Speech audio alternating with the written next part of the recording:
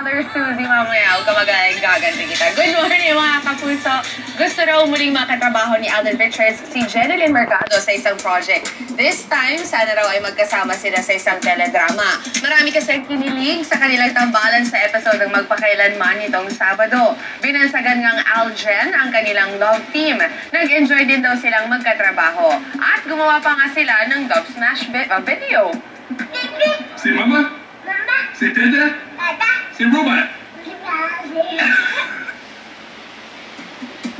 Nagkukulitan lang sila.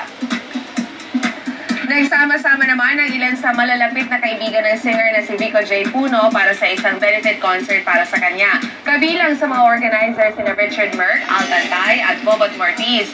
Kwento ni Richard, paraan daw niya ito para makatulong kay Rico na minsan din tumulong sa kanya. Dumating sa mismong benefit concert si Rico at nagpasalamat sa lahat ng pumunta. Ang proceeds ng benefit concert ay mapupunta sa pagtustos sa medical treatment ng veteranong singer. Kamakailan nga lamang ay sumailalim si Rico sa open heart surgery.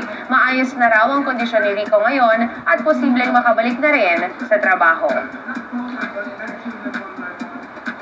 Good news! 5 buwan matapos ikasal, kumpirmadong buntis si Neri Laing sa unang anak nila ni Chito Miranda. Sa post si Chito sa Instagram, ipinakita niya ang pregnancy test ni Neri na kinunan 2 weeks ago. Base sa weeks estimator, 2 to 3 weeks pregnant na si Neri na malaman nila ito. Ginamit pa ni Chito ang hashtag na Baby Miranda. Ipinakita naman ni Neri ang resulta ng kanyang ultrasound at ang sabi pa nga ni Neri, "Hello, Baby Miranda." Ayan, congratulations guys!